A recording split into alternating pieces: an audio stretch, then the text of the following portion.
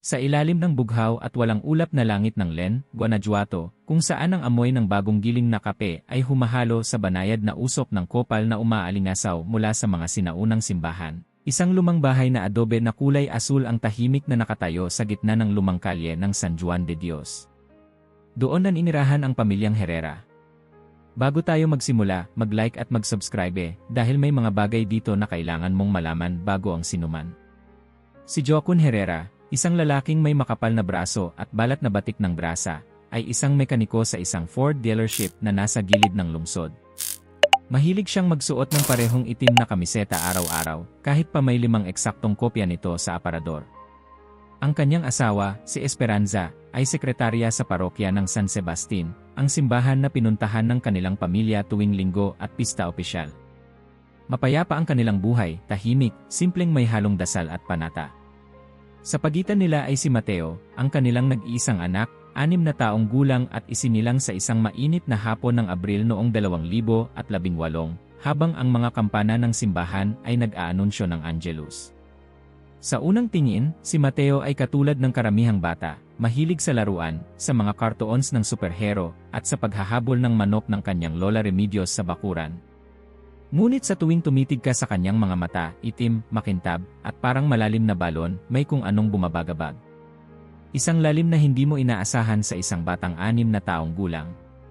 Mateo, sigaw ni Esperanza mula sa kusina. Bumangon ka na, mahal. Malamig na ang gatas mo. Narinig ang mga yabag sa kahoy na sahig. Dahan-dahan, lumabas mula sa kwarto si Mateo, bitbit ang kanyang paboritong kumot na may bordang agila. Tinapunan niya ng tingin ang bintana.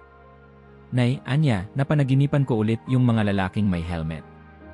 Napalingon si Esperanza. Anong helmet, anak?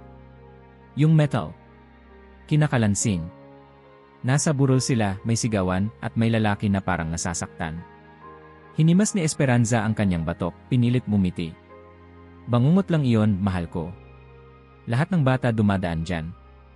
Ngunit sa loob-loob niya, alam niyang hindi ito ang unang beses. Noong nakaraang linggo, nagising si Mateo sa gitna ng gabi na umiiyak, sinisigaw ang salitang, Getsmain. Hindi niya alam kung saan natutunan iyon ng anak. Wala namang ganong kwento sa kanyang bedtime stories. Kinagabihan, habang pinupunasan ni Joaquin ang mga langis sa kamay matapos ang maghapong trabaho, ikinuwento sa kanya ni Esperanza ang tungkol sa panaginip. Baka kasi may napanood yan sari, sagot ni Joaquin habang nilalagok ang kanyang serbesa.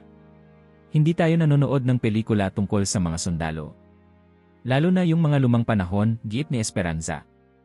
At paano niya nalaman yung salitang Getsmain? Napatingin si Joaquin sa anak na noon ay naglalaro sa may bakuran, pinapaikot ang isang laruan na kotse sa lupa. Tahimik ito at mukhang wala sa sarili. Anak, Mateo, sigaw ni Joaquin. Tumingin si Mateo. Po, tay. Anong sinabi mong napanaginipan mo kanina? Tanong ni Joaquin. Sumandig si Mateo sa kanyang siko at may ngiting malungkot. Hindi siya panaginip, tay. Naalala ko. Naalala? Umangat ang kilay ni Joaquin. Anong ibig mong sabihin na naalala? Naalala ko yung lugar. Naalala ko yung mga tunog. At yung lalaki, nasasaktan siya pero hindi siya sumisigaw. Tinitingnan niya lang kami. Hindi na kumibo si Joaquin. Tahimik niyang tinapik ang balikat ni Mateo. Ngunit sa loob niya, may malamig na sensasyong gumapang sa kanyang gulugod. Sa sumunod na araw, linggo, nagsimba ang pamilya. Tulad ng nakagawian, umupo sila sa ika-4 na hilera sa kanan, malapit sa estatwa ng San Sebastian. Tahimik si Mateo buong misa. Sa homilia, tinalakay ni Padre Miguel ang sakripisyo ni Kristo sa krus. Nang magsimula na ang komunyon, sinamahan ni Esperanza si Mateo sa linya. Sa harap ng dambanang may krusipihong kahoy na may borda ng ginto, biglang huminto si Mateo. Mateo, bulong ni Esperanza. Hindi gumalaw ang bata. Parang nawala sa sarili. Tiningnan niya ang krus at unti-unting tumulo ang luha sa kanyang mga mata. Anak, anong meron?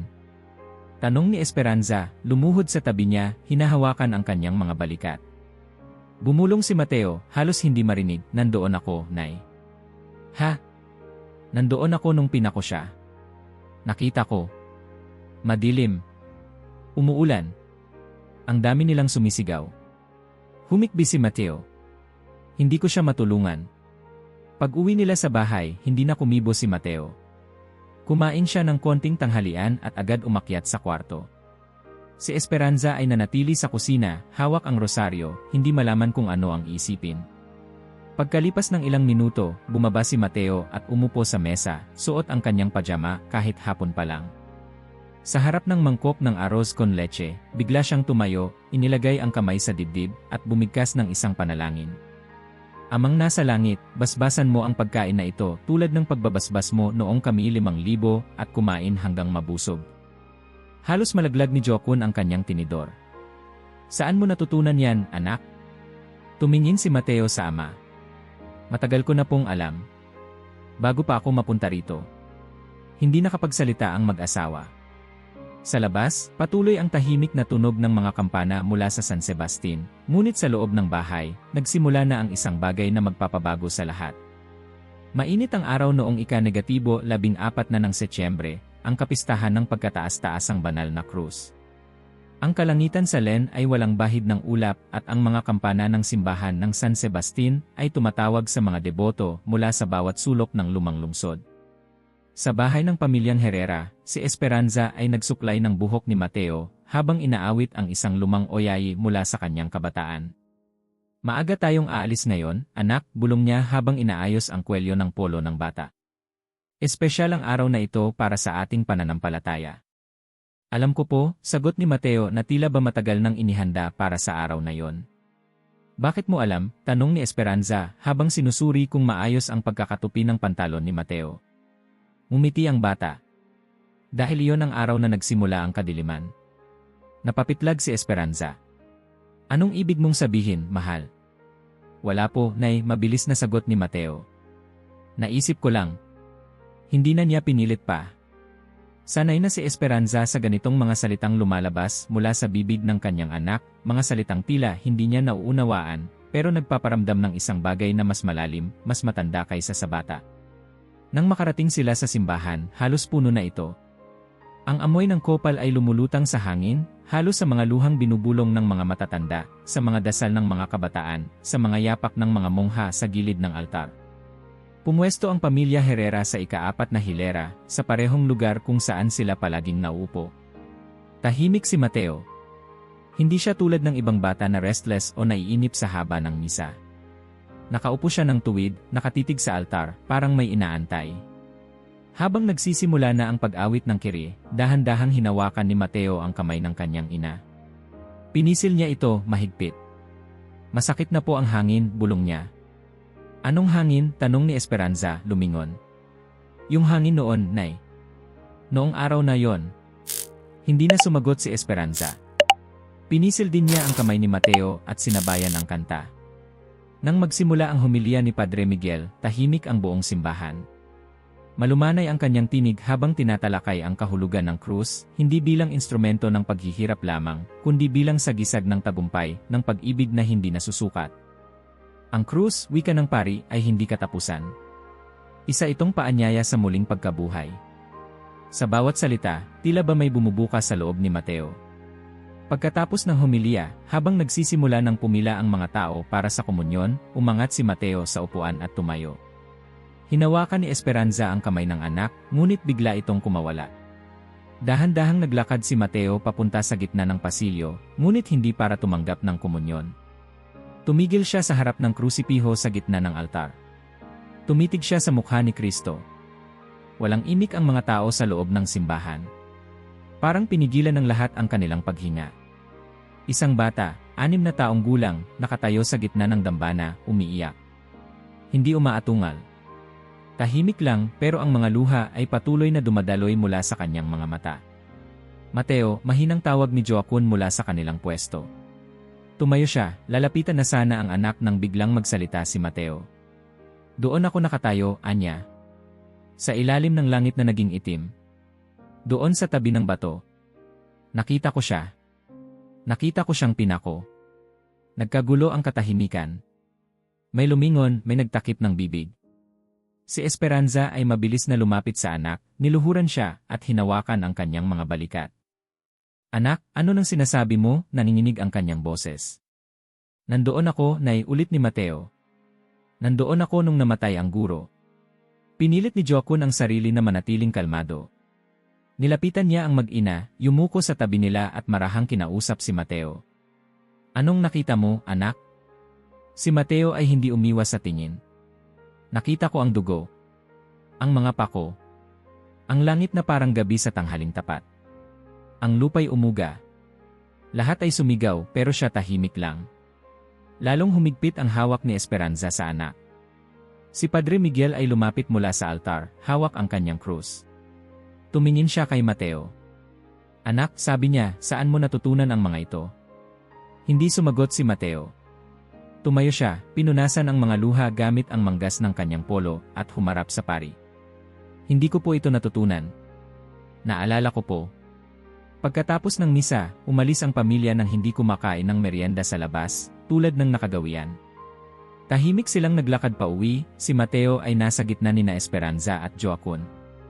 Walang nagsasalita. Pagdating sa bahay, dumiretso si Mateo sa kanyang kwarto. Nang marinig nila ang pagsara ng pinto, naupo ang mag-asawa sa mesa ng kusina. Walang salita. Tanging ang tunog ng orasan ni Lola Remedios ang naririnig sa buong bahay. Hindi normal yon, Jokun, bulong ni Esperanza. Hindi ganyan magsalita ang bata. Hindi ko alam, sagot ng lalaki. Pero hindi rin siya nag-imbento. Kita mo naman yung itsura niya. Parang alam niya talaga yung nangyari. Tumango si Jokun. Parang nasaksihan niya talaga. Umiyak si Esperanza, tahimik, may hawak na panyo sa labi. Paano kung may sakit ang anak natin? Paano kung hindi? Sagot ni Jokun, halos isang bulong. Paano kung totoo? Lumipas ang ilang minuto. Narinig nila si Mateo na umaawit ng isang himig mula sa kwarto. Isa yung lumang oyayi, hindi galing sa kanila, hindi itinuro sa kanya, ngunit pamilyar. Isang matandang melodya, malahimno, na tila nagmumula sa isang panahon na matagal nang nakalipas. Nagtama ang tingin ng mag-asawa. Sa araw na yon, nagsimula na ang unang bitak sa normal nilang buhay. At wala nang makakabalik sa dati. Isang linggo matapos ang misa ng kapistahan ng krus, nagbago ang ritmo ng bahay ng mga Herrera. Hindi na muling nabanggit ni Mateo ang nangyari sa simbahan, pero ang katahimikan niya ay tila mas mainay pa sa kahit anong panaghoy.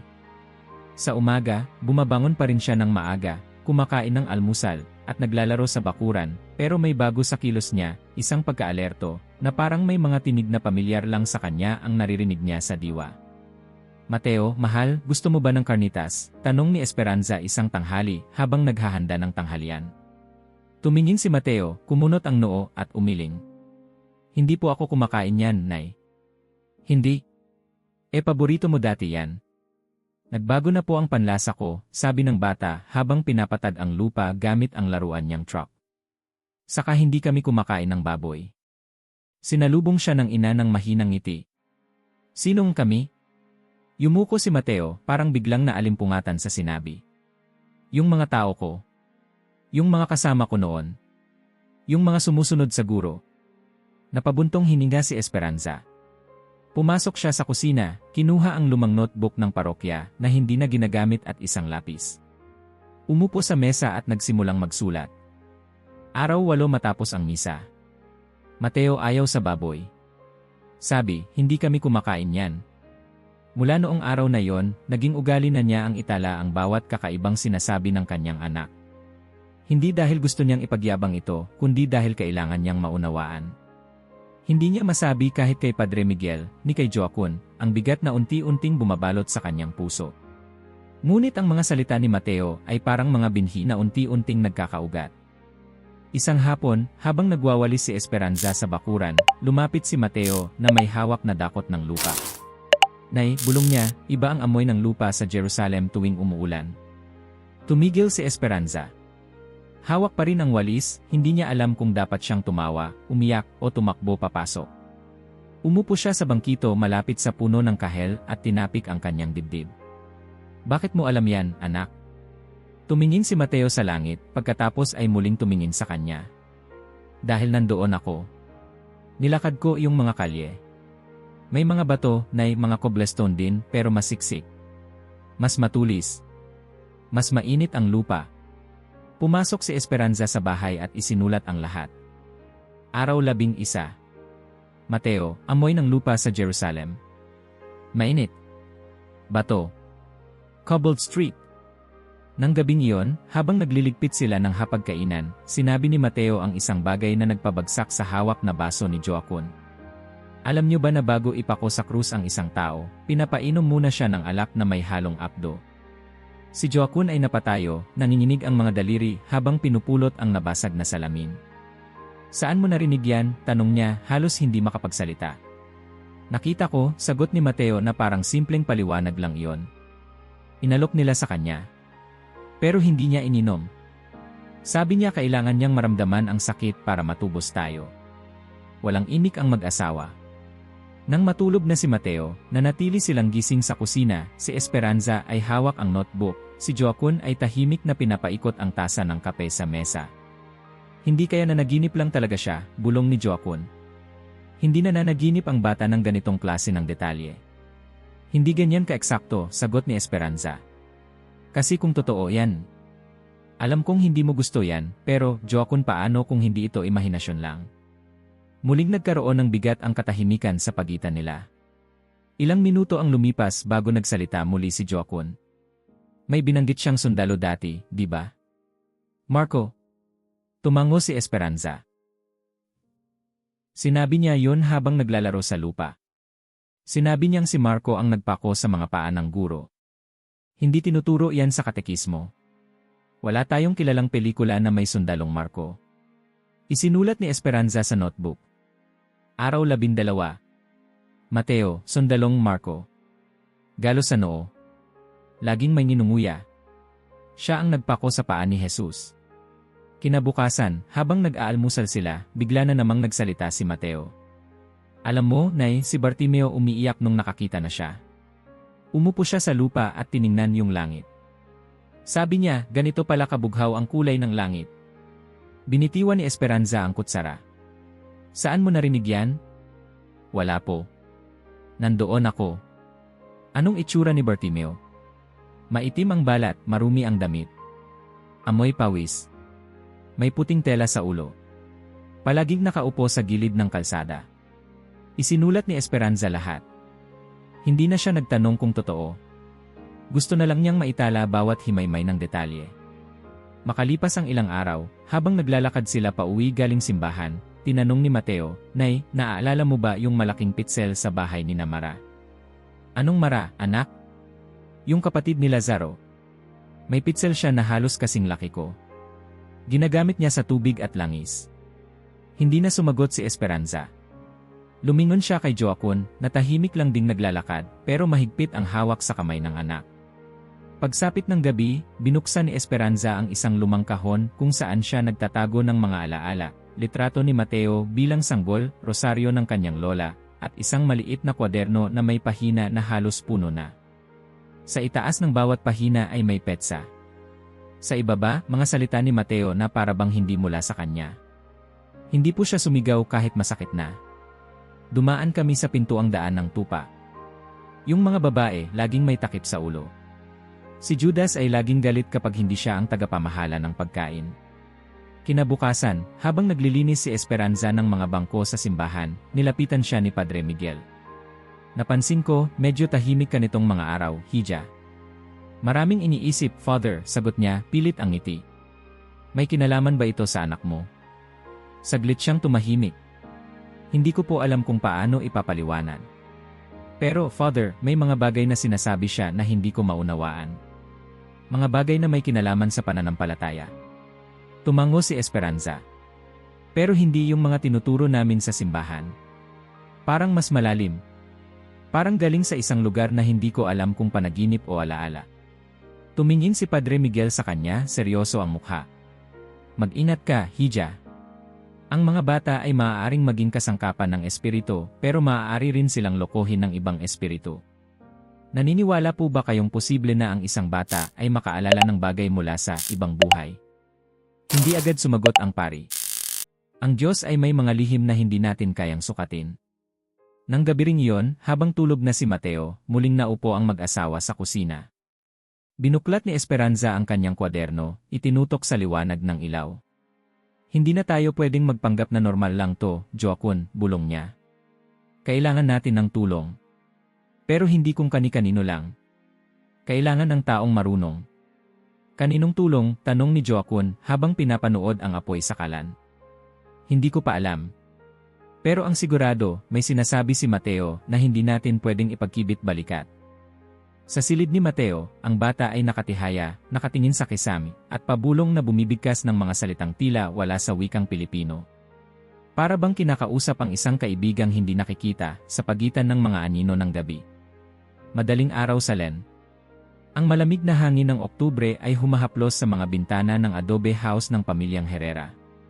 Sa kusina, nakasindi na ang maliit na ilaw. Si Esperanza hindi na rin nakatulog. Umuusok ang tasa ng kape sa harap niya habang ang kanyang mga mata ay nakatitig sa lumang kwaderno, bukas sa pahina kung saan isinulat niya ang huling sinabi ni Mateo. Si Bartimeo ay nagsisigaw sa tabi ng daan. Hinawi siya ng mga tao pero hindi siya tumigil. Sinabi ng guro, dalhin siya sa akin. Hindi niya alam kung bakit iyon ang paulit-ulit na bumabalik sa kanyang isipan. Maraming beses na niyang narinig ang pangalan ni Bartimeo sa simbahan, pero ang mga detalye, ang sigaw, ang reaksyon ng mga tao, ang eksaktong utos ng guro, hindi niya natatandaang naituro iyon kahit kailan. Paglabas niya ng silid, nadatnan niya si Mateo sa may bintana, nakaupo sa silyang gawa sa kawayan, nakatanaw sa liwanag ng buwan. Anak, tawag niya mahina. Tumingin si Mateo, walang gulat o pag-aalala sa mukha. Nay, andito siya kanina. Sino? Yung guro. Lumapit si Esperanza, lumuhod sa harap ng anak, hinawakan ang kanyang kamay. Ano nang ibig mong sabihin, mahal? Yung guro na nagtuturo sa akin gabi-gabi. Hindi po sa panaginip. Gising ako. Nakatayo siya doon, sabay turo sa kanto ng silid, at sinabi niyang may ipapakita siya sa akin. Kaya pumikit ako. Anong ipinakita niya? Ipinakita niya si Bartimeo. Nakaupo siya sa lupa. Madumi ang kanyang damit. Nang tawagin siya ng guro, tumayo siya, tinanggal ang kanyang lumang kumot at naglakad. Nadapa pa nga siya kasi hindi pa siya nakakakita. Pero nung hinawakan siya ng guro, parang nawala ang lahat ng kadiliman. Napakapit si Esperanza sa dibdib niya. At bakit niya ito pinapakita sa'yo? Ewan ko, Nay. Pero sabi niya, kailangan kong alalahanin. Kailangan kong magsalita. Kailan mo siya unang nakita? Matagal na pero dati panaginip lang. Ngayon, gising ako. Parang may liwanag siyang dala. Pero hindi masakit sa mata. Tumayo si Esperanza, lumapit sa altar sa sulok ng bahay, at isinindi ang isang kandila. Tahimik na dasal lang ang lumabas sa kanyang bibig, Diyos ko, tulungan niyo po akong maunawaan ito. Kinabukasan, matapos ihatid si Mateo sa eskwelahan, hindi dumiretso si Esperanza sa parokya. Sa halip, bumaybay siya sa kalye ng seminaryo, kung saan matatagpuan ang maliit ngunit mayamang aklatan ng Diocese of Len. Matagal na niyang alam ang lugar na iyon, ngunit ngayon lang siya papasok hindi bilang tagapag-ayos ng schedule ng misa, kundi bilang isang ina na naghanap ng katotohanan. Pinakitaan niya ng ang madre sa front desk. Gusto ko po sanang magbasa tungkol kay Bartimeo. Yung nasa ebanghelyo. Tiningnan siya ng madre, bahagyang nagulat. Para po saan? May pananaliksik lang po. Pinayagan siya. Sa katahimikan ng silid-aklatan, binuklat niya ang isang kopya ng Biblia de Jerusalem. Sa Ebanghelyo ni Marcos, Kabanata 1:0, talata 46 hanggang 52, nandoon si Bartimeo, ang bulag na sumigaw, anak ni David, maawa ka sa akin. Ngunit hanggang doon lang. Walang detalye tungkol sa kanyang damit o kung paano siya nadapa o ang eksaktong lugar kung saan siya nakaupo. Kinuha niya ang isa pang libro, isang komentaryo ng mga ebanghelista. Sa likod, sa isang bahagi na halos hindi nabubuksan, may footnote. Ayon sa ilang apokripal na salaysay, si Bartimeo ay nagpatuloy na sumunod kay Jesus, naging bahagi ng mga tagapagdala ng pagkain. Tinanggal ang kanyang lumang balabal bago lumapit. Napatigil si Esperanza. Sinara ang libro, nanginginig ang kamay. Tinanggal ang kanyang balabal. Eksaktong sinabi ni Mateo. Pumikit siya. Napuno ng luha ang kanyang mga mata. Bumalik sa kanyang isipan ang boses ng anak, ang kumpiyansa nito, habang nagkukwento, na parang isang matandang tao na naglalakbay sa alaala. Pagsapit ng gabi, sa kanilang mesa habang kumakain ng arroz con leche, biglang nagsalita si Mateo. Nay, naalala ko rin po yung araw na pinarami ang tinapay. Napalingon si Jokun. Anong tinapay, anak? Tanong niya. Yung araw na may 5 tinapay at 2 isda. Marami kaming tao. Gutom lahat. Inutusan ng guro si Pedro na kolektahin ang meron sa amin. May batang lalaki na may baon. Siya yung nagbigay. Anong nangyari pagkatapos? Pinaupo kami sa damuhan. Palinya. Tapos tinignan ng guro ang langit, nagdasal, at nagsimulang magpasa ng tinapay. Hindi na ubos, tay. Kahit ilang daan na ang nakakuha, meron pa rin. Nakatulong ako sa pamimigay. Napagod ako pero masaya ako. Nakatulong ka, bulalas ni Jokun. Anong ibig mong sabihin? Bitbit ko yung basket ng tinapay. Ang bigat nung una, pero habang pinapasa ko, parang gumagaan. Napalunok si Esperanza. Mateo, sinong nagturo sa'yo ng kwentong yan? Nakita ko po. Pinakita ng guro. Gabi-gabi. Katulad din po nung araw ng pagpapako. Hindi na sumagot ang mag-asawa. Tahimik silang kumain habang si Mateo ay masaya lang na naglaro ng mumo ng tinapay sa kanyang plato. Kinagabihan, habang pinapatulog si Mateo, tinanong ni Esperanza, "Anak, bakit mo siya tinatawag na guro? Hindi ba si Jesus ang pangalan niya?" Alam ko pong si Jesus ang tawag sa kanya, pero sa amin, tinatawag namin siyang guro. Kasi hindi lang siya tagapagturo ng mga salita. Tinuturo niya kung paano mabuhay, kung paano magmahal. Ano nang itsura niya? Mas matangkad sa'yo, Nay, pero hindi kasing laki ni tatay. Kayumanggi ang balat niya, maikli ang balbas, ang buhok niya hanggang balikat. Pero ang pinakagusto ko sa kanya, yung mga mata niya. Bakit? Kasi kapag tumingin siya, parang kilala ka niya. Kahit yung mga bagay na tinatago mo. Pero hindi siya nakakatakot. Parang alam mo na mahal ka niya kahit anong makita niya. Tumulo ang luha ni Esperanza. Hinalikan niya ang noo ng anak. Matulog ka na, mahal. Salamat sa pagbabahagi. Bukas po ulit, Nay.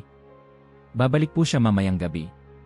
Lumabas si Esperanza ng kwarto, sumandal sa pinto, at marahang pumikit. Hindi niya alam kung ano ang pinaniniwalaan pa niya dati. Pero ngayon, isa lang ang sigurado, may tinig na bumabalik mula sa isang malayong panahon. At ang anak niya ang nagsisilbing salamin nito. Isang malamig na umaga ng Miyerkules, habang pinupunasan ni Esperanza ang bintana ng kusina, nakita niyang may dumarating sa kanilang tarangkahan, isang babaeng may tuwid na likod, may bitbit na itim na bag, at suot ang makapal na navy blue na sweater na animoy hindi nagbago mula dekada 80. Kilala niya agad ang silueta. Mateo, tawag niya habang binubuksan ang pinto. May bisita tayo. Lumabas si Mateo mula sa kanyang kwarto, bitbit pa ang laruan niyang kotse. Nay, si Teacher Sol yan, sabi niya na may mahinang ngiti. Nagkatama ang mata ni Esperanza at ng guro habang papasok ito sa sala. Si Donna Soledad Vizquez, 60 taong gulang, dating guro ni Mateo, at kapatid ng mismong pari sa kanilang parokya, ay kilala sa paaralan bilang masungit, mahigpit, at walang panahong magsayang ng salita. Magandang umaga, bungad niya na may pilit na ngiti, ngunit hindi umabot sa kanyang mata. Magandang umaga rin po, sagot ni Esperanza, tinawag papasok. Maupo po kayo. Maghahain lang po ako ng kape. Hindi na kailangan, mabilis na sagot ni Donna Soledad. Hindi ako narito para magmeryenda. Tumahimik ang silid. Pumwesto si Mateo sa gilid ng mesa, hinihimas ang kanyang kotse, habang si Esperanza ay naupo sa tapat ng guro. Anong may paglilingkod ko, ma'am? Nag-ayos ng upo si Donna Soledad, hinugot ang maliit na notebook mula sa bag at tiningnan si Mateo. Esperanza, simula niya, may mga bali-balitang nakarating sa akin mula sa paaralan. Mga kwento raw ni Mateo tungkol kay Jesus. Sinasabing nakita raw niya ito. Na parang siya'y nandoon. Tumango si Esperanza, mabagal. Opo. May mga sinasabi po siyang ganon. Hindi ba't kalapastanganan yon? Umigting ang panga ni Esperanza. Bakit po ninyo nasabing kalapastanganan? Dahil ang mga bata, hindi dapat nagsasalita ng ganon ng bagay. Lalo na kung nag-aangkin sila ng mga alaala na malinaw na imposible. Ang mga ganyang salita ay maaaring akitin ang masasamang espiritu. Hindi po siya inaalihan. Sinong nagsabi? Kayo. Napailing si Donna Soledad. Ang kapatid ko, si Padre Miguel, ay nag-aalala. Sa totoo lang, inirekomenda niya na isailalim sa psychological evaluation si Mateo. O mas mabuti pa, ipalinis. Bumukas ang pinto ng kusina. Lumitaw si Mateo na may hawak na tinapay. Magandang umaga po, Teacher Sol, bati niya, mahinahon, halos parang matanda ang tinig. Pumunta po ba kayo para tanungin ako tungkol sa guro? Hindi nakasagot si Donna Soledad. Para siyang nanigas sa upuan. Dahan-dahang tumingin kay Esperanza. Mateo, ani Esperanza, mahinahon, halika rito. Maupo ka sa tabi ko. Sumunod ang bata, umupo, at inilapag ang kanyang tinapay sa mesa. Tahimik, kalmado. Walang bahid ng kaba o pagtatago. Sabihin mo nga, Mateo, sabi ni Donna Soledad, pinipilit ang kanyang tinig na manatiling matatag, saan mo narinig ang mga kwentong iyon tungkol sa guro? Hindi ko po narinig. Nandoon po ako. Nandoon saan? Sa Jerusalem. Matagal na po. Ano nang ginagawa mo doon? Sarkastikong tanong ng guro. Sumusunod po sa kanya. Tagabitbit po ako ng mga tinapay at tubig. Minsan po, tinutulungan ko rin pong maghagis ng lambat pag nasa dagat kami. Napatahimik si Donna Soledad. Ano nang kinakain niyo noon? Tanong niya, waring sinusubukang mahuli ang bata sa hindi pagkakatugma. Barley bread. Tuyong isda. Igos. Olives. Pulot. Goat cheese. Kapag pista, inihaw na tupa. Pero bihira ang karne kasi mahal. Napakagatlabi si Esperanza. Tiningnan niya ang guro na ngayon ay bahagyang namumula ang pisngi. Mateo, dagdag ni Soledad, ano nang suot ng mga tao noon? Tunika. Brown o puti, depende sa yaman. May sash sa baywang. Kapag malamig, may balabal. Ang mga babae po ay may takip sa ulo. Kami pong mahihirap kadalasan nakayapak. Anong itsura ng guro? Tanong ni Donna Soledad, halos pabulong. Kayo manggi ang balat. Itim ang buhok. Hindi masyadong mahaba ang balbas. Malaki ang kamay. Amoy kahoy. Pero ang mga mata niya parang pulot, teacher. Kapag tinitigan ka niya, parang alam niya ang buong puso mo. Napasinghap si Soledad. Tumayo siya mula sa upuan, hawak ang kanyang bag na parang may iniwasan. Hindi ito tama, wika niya. Ang bata ay dapat ipa-examine.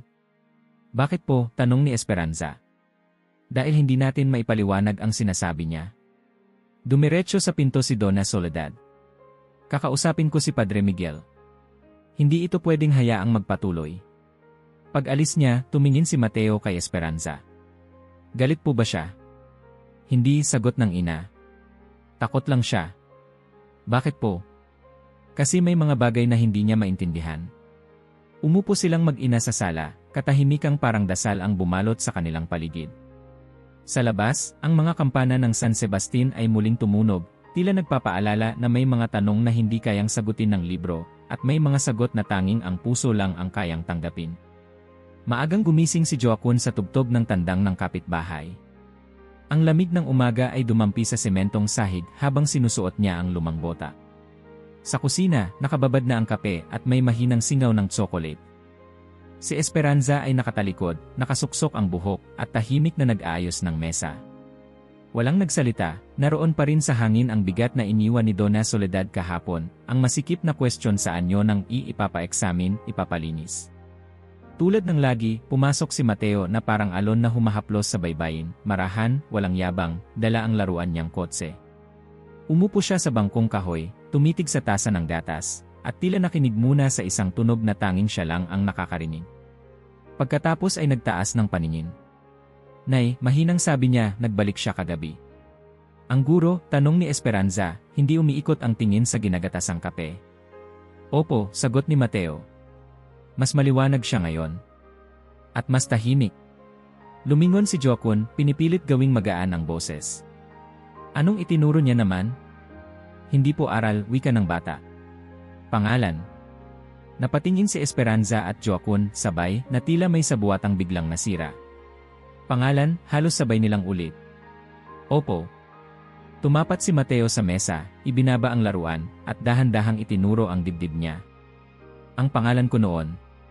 Napagalaw ni Joaquin ang upuan. Noon, saan? Doon, bulong ni Mateo, bago ako naging anak ninyo. Mabilis ang tibok ng puso ni Esperanza. Kinuha niya ang lumang kwaderno, binuksan sa blangkong pahina, at itinaas ang lapis na parang panangga. Ano ang pangalan mo noon, anak? Halos isang pagdarasal ang tonong iyon.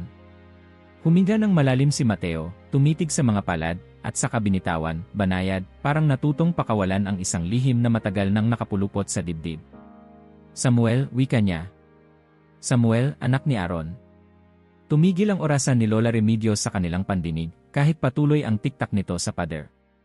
Ang mga mata ni Joaquin ay kumurap, wari inilitaw mula sa loob ang isang sandamukal na pagdududa at takot na matagal niyang tinatago. Mabilis siyang tumayo, itinulak ang upuan, at tumalikod na parang may humabol sa kanya. Itinaas ang kamay, ibinaba, tila may sasabihin, pero walang lumabas kundi maiksi at mapurol na tunog. Samuel, inulit ni Esperanza, saka isinulat sa kwaderno, Samuel, anak ni Aaron. Sino si Aaron? Si tatay ko noon, tugon ni Mateo. Gumagawa siya ng mga sisidlang luwad sa Capernaum. Madalas siyang masugatan sa hinlalaki, kasi matalim ang piraso ng nabasag na palayok. Ngumiti ang bata, malabnaw, parang bumabalik sa isang bakuran na hindi na niya matagpuan. May isang peklat siya rito, itinuro niya ang sarili niyang hinlalaki, malalim. Kapag tag-init, nagiging mas pula. Paanong alam mo yan? Mahina ang boses ni Joaquin, nakatalikod pa rin, nakahawak sa gilid ng pinto, tila handang umalis anumang oras. Nandoon po ako, tay, sagot ni Mateo. Anak niya ako. Ako ang tumutulong maghalo ng luwad. Minsan, pinapayagan niya akong gumamit ng maliit na hagaran para sa tubig. Sabi niya, huwag kang masyadong magmadali, Samuel. Ang luwad ay nakikinig sa kamay na marunong maghintay. Suminghot si Esperanza, mabilis na kumurap. At paano ka naging kasama ng guro? Dinala ko po ang baon na tinapay noon, sagot niya, walang baliktanaw na pag-aalinlangan, parang nagkukwento lang kung paanong napudpod ang gulong ng laruan. Nakatingin ako mula sa gilid at tinanong niya ang pangalan ko. Samuel, sabi ko, nanginginig pa ang boses ko kasi hindi ako sanay makausap ng isang rabbi. Ngumiti siya. Sabi niya, Samuel ben Aharon, halika. Doon po nag-umpisa. Parang tumigil sa mga tuhod si Joaquin. Unti-unti siyang umikot, dahan-dahang bumalik sa mesa, at muling umupo. Samuel ben ano? Ben Aaron, sagot ni Mateo, may natural na tatas. Ibig sabihin, anak ni Aaron. Isinulat ni Esperanza ang buong parirala, idinugtong sa gilid ang paliwanag, saka uminom ng kape na hindi na niya nalasahan. Ano pa ang naaalala mo, anak? Tungkol sa inyo noon? Marami pong alikabok sa kalye. Ang init ng araw kapag tanghali. Amoy ng langis ng oliba kapag gabi. At tumigil siya, parang may hinahanap na salita sa hangin, ang tunog ng mga sandalyas sa bato. Parang mahinang ulan. Tahimik na nagmistulang simbahan ang kusina. Sa labas, sumipol ang hangin, tumama sa bintana, at dumausdos sa pagitan ng mga ladrilyo. Sa loob, ang bawat salitang lumalabas sa bibig ni Mateo ay parang patak sa ilog na matagal ng tuyo, ngayon muling dumadaloy. Anak, bulong ni Esperanza, sino-sino ang mga nakasama mo? Sa tabi ng guro. Si Simon na pinangalanan niyang Pedro. Malakas ang boses. Mabilis magalit. Pero mabilis ding magmahal. Tumigil sandali. Si Juan, tahimik. Tinitignan niya ang guro na parang may lihim lang silang dalawa. Si Maria, kapatid ni Lazaro. Maingat siyang maghabi sa gabi. May pitsel siyang luwad na malaki, at may maliit na sisidlan ng pabango, napakamahal na iningatan niya. Nagbaba siya ng tingin. At si Judas. Matamis magsalita kapag may gustong mangyari. Mabigat ang tingin niya sa supot ng salapi. Suminga si Joaquin sa loob ng kamao. Mateo, Samuel, kung ano ka man, kung sino ka man noon, huminto siya, natatawa na parang nagagalit sa sarili. Paano mo nagagawang sabihin to, anak? Hindi mo to mababasa sa kahit anong libro dito sa bahay. Hindi rin namin pinapanood sari. Hindi ko po alam kung paano, tay. Parang binubuksan lang nila ang pinto sa loob ng ulo ko. At kapag bumukas, amoy ko yung alabok, naririnig ko ang mga hakbang, at nandyan na sila. Nila, ulit ni Joaquin. Sino nila? Ang mga tinig, sagot ni Mateo, bahagyang ngumiti, parang sinisikap hindi takutin ang ama. Mga tinig na hindi malakas pero malinaw. Parang awit na marunong maghintay. Dahan-dahang ipinatong ni Esperanza ang palad sa ibabaw ng kamay ni Joaquin sa mesa. Sumulyap siya sa asawa, sa mga mata nito, may gumuguhong pader, at sa pagguho nito, may halong galit at panghihilakbot. May iba pa ba? Tanong ni Esperanza, na sinabi sa'yo ng guro kagabi. Tumango si Mateo. Itinuro niya sa akin ang isang salita. Tumingin sa sahig, humugot ng hangin, at bumulong, pino at malinaw, ng isang salitang hindi kilala ng mag-asawa. Rachmana. Si Joaquin, napataas ang kilay, ano raw ibig sabihin nun? Maawain, sagot ni Mateo. Tawag namin sa Diyos minsan. Rachmana. Kapag walang salita ang puso, iyan ang sinasabi namin. Hindi napigilan ni Esperanza ang luhang kumislot. Sa kanyang notebook, isinulat niya ang salita, nilagyan ng kudlit, at tinabihan ng tanong na Aramaiko. Isang tanong na hindi niya sigurado kung tama nga ba ang baybay. Pagkatapos ng almusal, pumasok si Joaquin sa trabaho, ngunit sa buong umaga, hindi kumapit sa kamay niya ang mga wrench. Sa bawat pihit ng tornilyo, naririnig niya ang Samuel, ang Ben Aaron, at ang kung paano, Diyos ko, paano, narinig ng anak niyang 6 na taon ang salitang iyon na parang galing sa buwang ng siglo. 2 beses niyang binuksan ang hood ng parehong kotse, 2 beses ding nakalimutang isara, at sa ikatlo, muntik na niyang iwan ang oil cap na nakapatong sa radiator.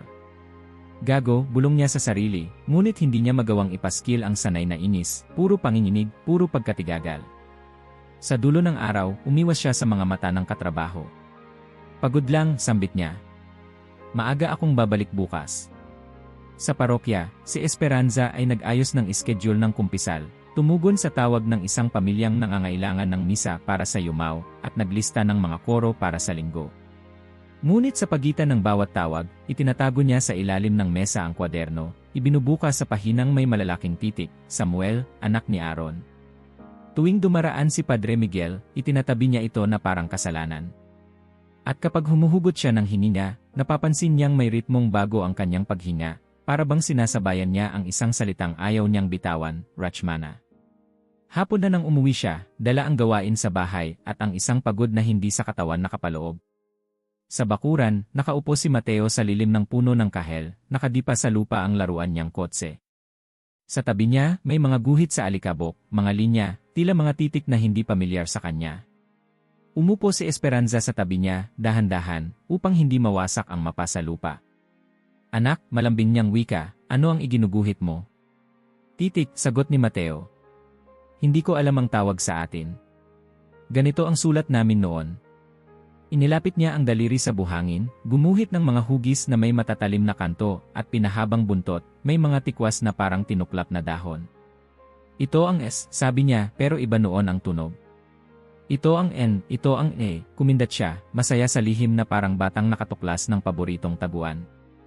At ito ang Shin, kapag gusto mong sabihin ang tunog na parang sipol sa hangin.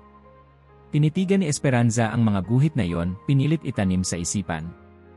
Hindi niya alam kung tama ang sinusulat ng anak, kung ito'y totoo o larong imahinasyon. Ngunit ang kumikirot sa dibdib niya ay hindi pagdududa, kundi galak na may takot, galak na parang nanunumbalik ang isang mundong hinila palabas ng dilim. At takot na baka, sa isang iglap, itikom uli nito ang mga pinto. May naaalala ka pa ba? Tanong niya, mas mahinahon, tungkol sa araw na, tumigil siya, kinagat ang labi, araw na ipinako ang guro. Humakbang pabalik ang liwanag sa mga mata ni Mateo, parang biglang humangin sa loob ng bata. Ngunit hindi siya umatras.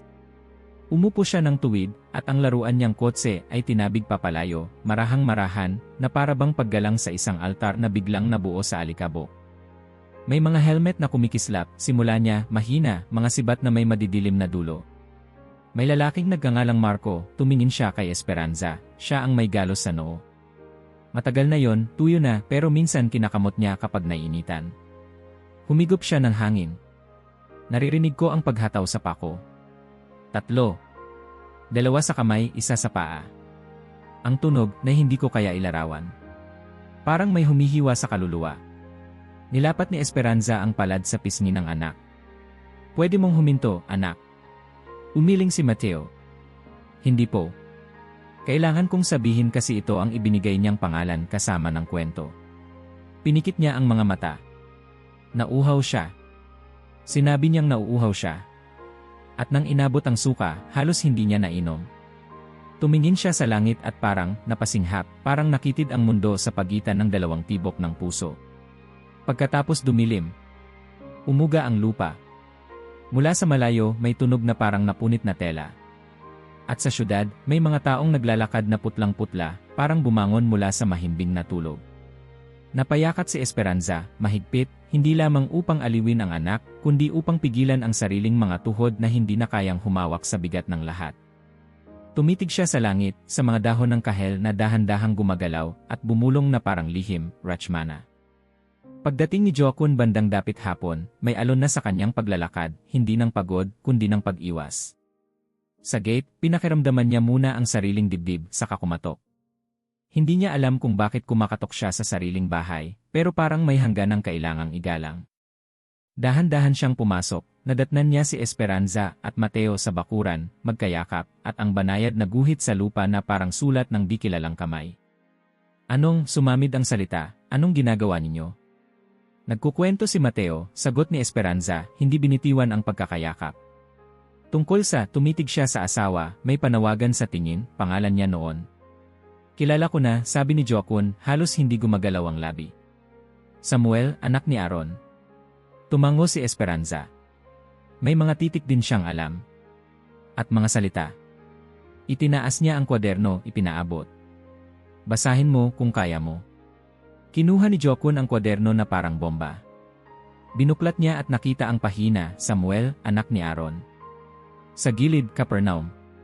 Sisidlang luwad. Peklat sa hinlalaki. Sa susunod na pahina, Rachmana, maawain. At sa hulihan, mga guhit ng titik na hindi niya mabasa, kasama ng paliwanag ng anak, Shin. Nem. Lamed. Dahan-dahan niyang ibinaba ang kwaderno. Ang kanyang mga kamay ay nanginig, hindi sa lamig, kundi sa isang apoy na hindi niya nakikita. SP, at naputol ang pangalan ng asawa, parang mapurol na pako sa bibig. Lumingon siya kay Mateo. Anak, sabi niya, malumanay, tuluyang sumuko sa boses na hindi niya magawang patigasin, may tanong ako. Ano po, tay? Naniniwala ka ba, kinagad niya ang piraso ng kahoy sa gilid ng bangko, na ikaw at si Mateo ay isa? Tumingin si Mateo sa kanya, diretsyo, walang pag-iwas. Ako pa rin po, sagot niya. Kahit may iba akong pinagdaanan. Ako pa rin. Anak niyo po ako ngayon.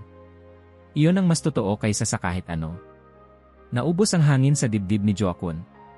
Parang may humagupit na init na dumaloy mula batok hanggang talampakan. Inabot niya ang balikat ni Mateo at dahan-dahang pinisil iyon. Kung ganoon, sabi niya, kung ganoon. Kinagabihan, habang kumakain sila ng simpleng hapunan, sopas na may noodles at kaunting gulay, nagkatinginan ang mag-asawa sa ibabaw ng mangkok. Sa loob ng tingin na yon, may isang hakbang na pareho nilang alam na kailangan gawin, tanggapin na hindi sapat ang mga paliwanag na nalalaman nila. At kung ang salita man para rito ay reinkarnasyon, o alaala, o misteryo, iyon na ang hindi mahalaga sa sandaling ito. Mas mahalaga na ang batang si Mateo, na nagsabing siya rin si Samuel, ay nakaupo sa kanilang harapan, pumipisil ng tinapay, at nakangiti, parang alam na ligtas siyang mahal ng dalawang mundo. Pagkatapos kumain, dinala ni Jokun ang anak sa patio. Anak, sabi niya, tumingin sa kalangitan, sabihin mo nga sa akin yung sinabi mong salita. Rachmana, sagot ni Mateo, sinundan ng mahinang hinga. Maawain. Nagkibit, balikat si Jokun, at sa unang pagkakataon mula nang magsimula ang kababalaghan, ikinawit niya ang braso sa balikat ng anak.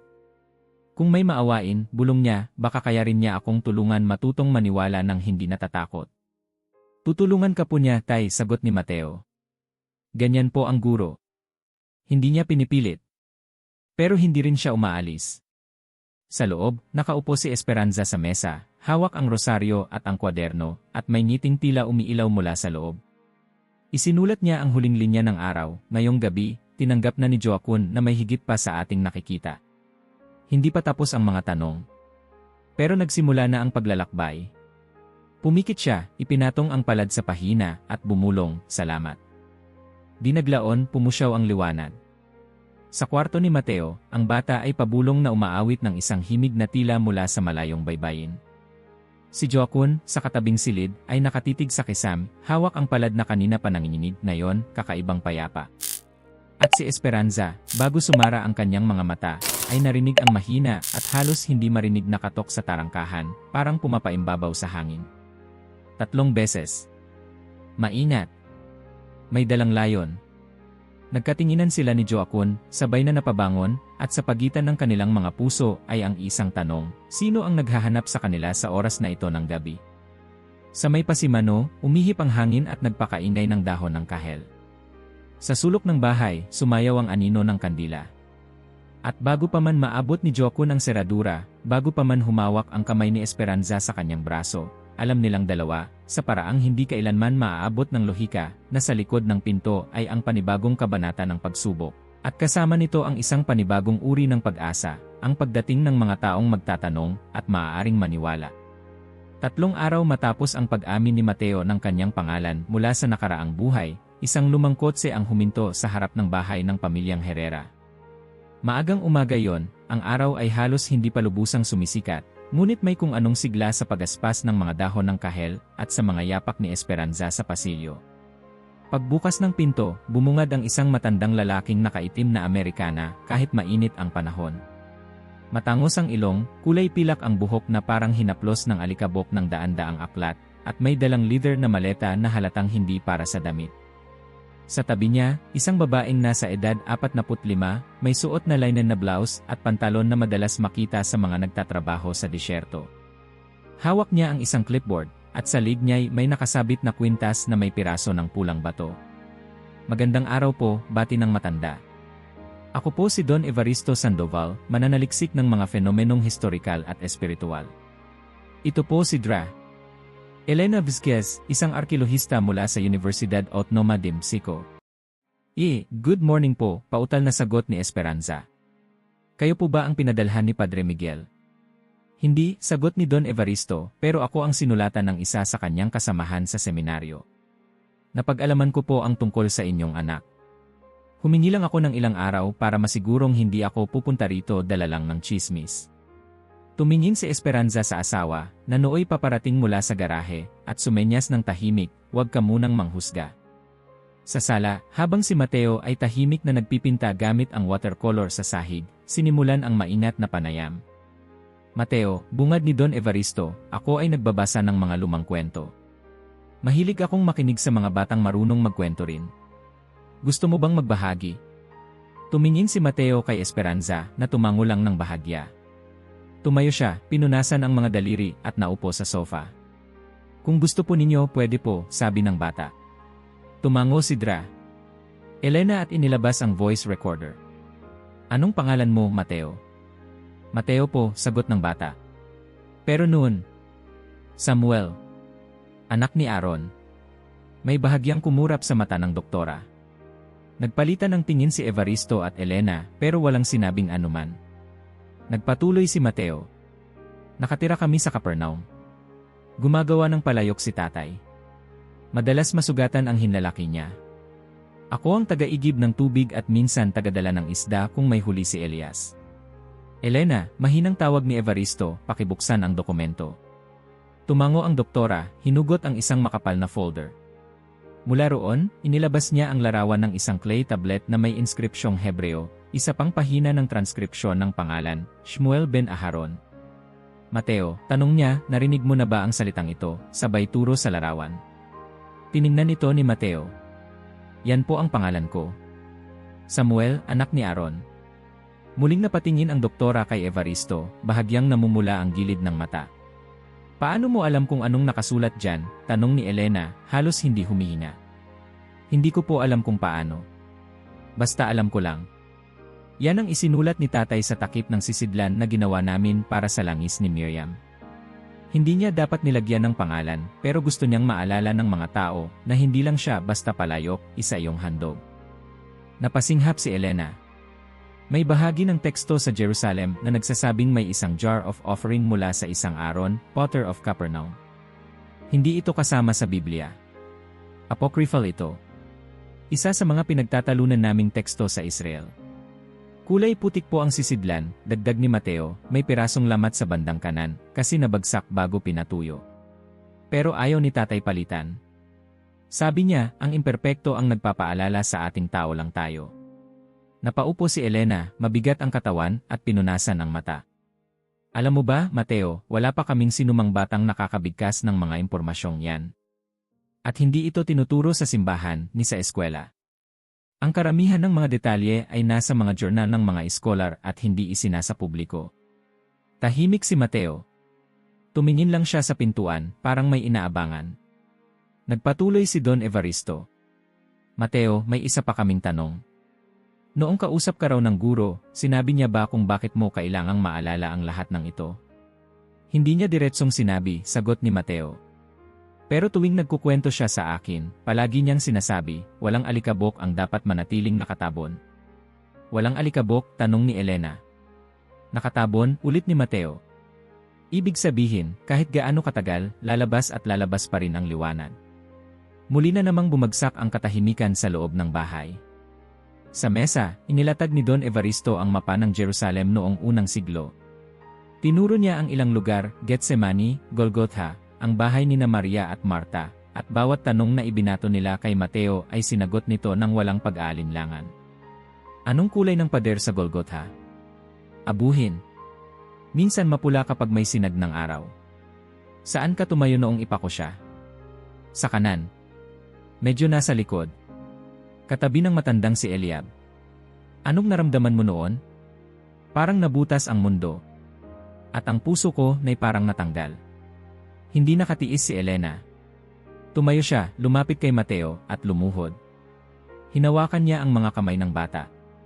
Salamat, sabi niya, halos isang pagluha. Hindi mo alam kung gaano kahalaga ito sa amin. Tahimik lang si Mateo. Tumingin siya kay Joaquin, saka kay Esperanza, at mumiti. Wala po kayong dapat ikatakot, Anya. Hindi po ako kakaiba. Isa lang po akong bata na may mga alaalang ayaw lumimot.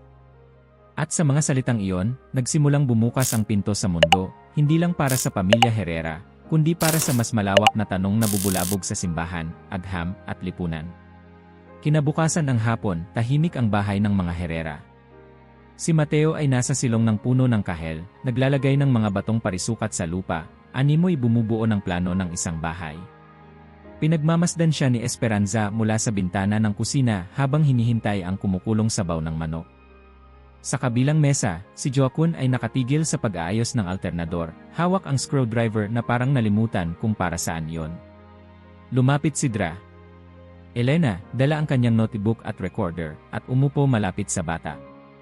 Anong ginagawa mo dyan, Mateo? Tanong niya. Naaalala ko lang po, sagot ni Mateo, hindi inaalis ang tingin sa mga bato. Ganito ang itsura ng bahay ni Maria sa Betania. Napakunot no si Elena.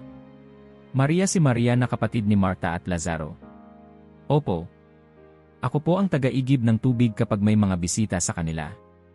At kapag nagluluto si Marta, ako ang inuutusan niyang bumili ng harinang makinis. Tumingin si Elena kay Esperanza, na ngayon ay lumabas na sa pintuan, dala ang baso ng malamig na tubig. May kabang sumisiksik sa dibdib nito. Mateo, tanong ni Elena, pwede mo bang ilarawan sa akin ang bahay? Tumigil sa paglalagay ng bato si Mateo, umupo ng tuwid at nagsimula. May dalawang palapag pero ang itaas ay parang balkon lang, gawa sa kahoy. Sa ibaba, may malaking silid kung saan tumatanggap sila ng bisita. May mga kutson sa sahig at mga sisidlang may langis sa gilid. Ang lutuan ay nasa labas, sa likod. Gamit nila ang mga bato bilang kalan, at ang mga uling ay galing sa kahoy ng olivo. May isang malaking amphora para sa tubig, at isa pa para sa alak. Sa tabi ng pinto, may isang maliit na niche kung saan nakalagay ang lampara na gawa sa tanso. Hindi ito pinapatay kahit gabi. May bintana ba? Tanong ni Elena, halos hindi humihinga. Isa lang, maliit, sa silid ni Maria. Nakaharap ito sa silangan, kaya tuwing umaga, naabot ng araw ang kanyang banig. Sinasabi niyang gusto niyang gisingin ng liwanag, hindi ng tunog. Napaatras si Elena sa pagkakaupo. Kumakabog ang kanyang dibdib. Kinuha niya ang telepono, binuksan ang isang e-file mula sa kanyang email, at tumitig sa digital na plano ng isang bahay na kamakailan lamang ay naeskabado sa timog silangang bahagi ng Jerusalem. Isang bayan sa gilid ng bundok na kilala sa Biblia bilang Betania. Walang sinuman ang may akses sa impormasyong ito maliban sa mga arkilogong kasali sa proyekto. Hindi pa ito nailalathala. Wala sa internet. Wala sa mga seminar. At halos kapareho, kung hindi man eksakto, ang inilarawan ni Mateo. Elena, tawag ni Don Evaristo mula sa veranda, hawak ang kanyang journal, nakita mo na ba? Lahat, sagot ng doktora, nanginginig ang kamay. Nakita ko lahat. Lumingon si Don Evaristo kay Mateo, saka kay Joaquin.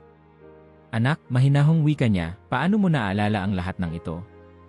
Hindi po lahat sabay-sabay, sagot ng bata. Minsan po kapag tahimik, bumabalik sila. Para po silang alon. Una maliit lang. Tapos biglang lalakas. Tumingin si Elena kay Esperanza. Alam niyo ba, Senora, ang inilarawan ng anak niyo ay eksaktong plano ng bahay na natuklasan lang namin 2 buwan na ang nakalilipas. At sa buong ulat ng proyekto, hindi pa ito pinapadala kahit saan. Walang press release. Wala pa ring publikasyon. Nasa loob pa ng data vault ng universidad. Napaupo si Esperanza sa silya. Hindi ko na alam kung matatakot ako o matutuwa. Hindi kayo dapat matakot, wika ni Don Evaristo. Ang ganitong mga kwento ay bihira at kadalasan sinusubukang patahimikin. Pero sa dami ng tumutugma, hindi ito pwedeng tawagin lang na imahinasyon. Tahimik si Joaquin, nakasandal sa poste. Pero paano to, tanong niya. Ano nang gagawin natin ngayon? Elena, bulong ni Don Evaristo, sabihin mo na sa kanila. Tumango si Dra. Vizquez, bumuntong hininga. Noong nakaraang linggo, habang sinusuri ko ang isa sa mga vase na natagpuan sa lugar na yon, may dumating na liham mula sa Roma. Galing ito sa Pontifical Commission for Sacred Archaeology. May interes na ang Vatican sa nasabing lugar. Napaatras si Joaquin. Vatican. Bakit? Dahil ang bahay ay may natagpuang inskripsyon sa dingding, Lazarus, Marta, Maria, mga kaibigan ng guro. At sa tabi nito, may ukit ng kamay ng bata, at mga titik na sumasagisag sa Samuel ben Aharon. Nanlaki ang mata ni Esperanza. Parehong pangalan? Sagot ni Elena. At alam mo kung bakit hindi pa namin inilalabas ang balita. Kasi gusto naming siguruhin na hindi ito mababahiran ng espekulasyon. Pero ngayon, hindi na ito basta espekulasyon. Hindi na ito kwento ng bata. May patunay na. At kung lalabas ito, hindi lang ang siyensya ang yayanig kundi pati ang simbahan. Hindi kami naghangad ng gulo, mariing sabi ni Joaquin. Hindi nyo kailangan, sagot ni Don Evaristo. Pero Mateo ay hindi lamang patunay. Isa siyang susi. At ngayon, ang pinto ay nagsisimula ng bumukas. Tahimik na yumakap si Esperanza kay Mateo, mahigpit, tila pinoprotektahan mula sa sarili niyang pagkalito. Sa labas, dumaan ang hangin at pinalipad ang mga tuyong dahon ng kahel. Sa silong ng puno, ang mga batong inilatag ng bata ay nanatiling buo, parang plano ng tahanan ng isang alaala na pilit ng nagigising sa kasalukuyan. Sa dapit-hapon ng isang Sabado, naupo ang lahat sa sala ng pamilya Herrera. Sa maliit na mesa sa gitna ay may nakalatag na mapa ng sinaunang Israel, isang tumpok ng mga dokumento, at ang bukas na laptop ni Dra. Elena na nakadisplay ang digital scan ng isang sinaunang tekstong Koptiko. Tahimik si Mateo, nakaupo sa kanyang paboritong bangkito sa tabi ng bintana. Sa tabi niya si Esperanza, nakayakap sa balikat niya. Si Joaquin, bagamat nananatiling tahimik mula nang makumpirma ang detalye ng bahay sa Betania, ay naroroon rin ang mga matay malalim, parang sinusukat ang pagitan ng agham at pananampalataya. Mateo, mahinang wika ni Don Evaristo, nais mo bang ipagpatuloy ang kwento mo tungkol kay Samuel? Tumango ang bata. Opo. Naaalala ko na po ang buong buhay ko. Muling dumaloy ang katahimikan. Bawat isa'y nakatuon kay Mateo, habang parang unti-unting bumubukas ang isang pintuang hindi lang patungo sa nakaraan, kundi sa puso ng isang misteryong gumugulo sa pananaw ng lahat ng naroroon. Ang pangalan ko po noon ay Samuel ben Aharon, anak ng tagagawang palayok sa Capernaum. Hindi kami mayaman, pero hindi rin gutom. May isang kabayo, si Lemuel, at 2 manok na ang isa ay masama ang ugali, tinatawag naming si Barak, kasi mahilig manapak. Araw-araw, gigising ako bago ang araw. Inuutusan ako ni Ama na igib ng tubig mula sa balon sa gilid ng burol. Doon ako unang nakakita sa kanya, sa guro. Nakaupo siya sa lilim ng isang puno, kausap ang isang babae. Ang tinig niya, hindi malakas, pero dinig mo kahit mainay ang paligid. Lumingon siya sa akin. Ngumiti. At mula noon, parang hindi na ako makaalis sa kanyang tabi. Anong pakiramdam mo noon? Tanong ni Elena, pilit pinipigil ang nangingilid na luha. Parang tumigil ang buong mundo para sa akin. Hindi dahil sa takot. Hindi rin dahil sa hiwaga. Kundi dahil sa liwanag. Alam mo yung pakiramdam na may nagmamahal sa'yo kahit hindi mo pa nasusukat kung karapat-dapat ka ba. Ganun ang pakiramdam. Madali akong natuwa sa mga gawain kasama ng mga disipulo. Pinadala ako minsan ni Pedro para bumili ng harina sa Nazareth. Kinausap ako ni Tomas tungkol sa mga bituin.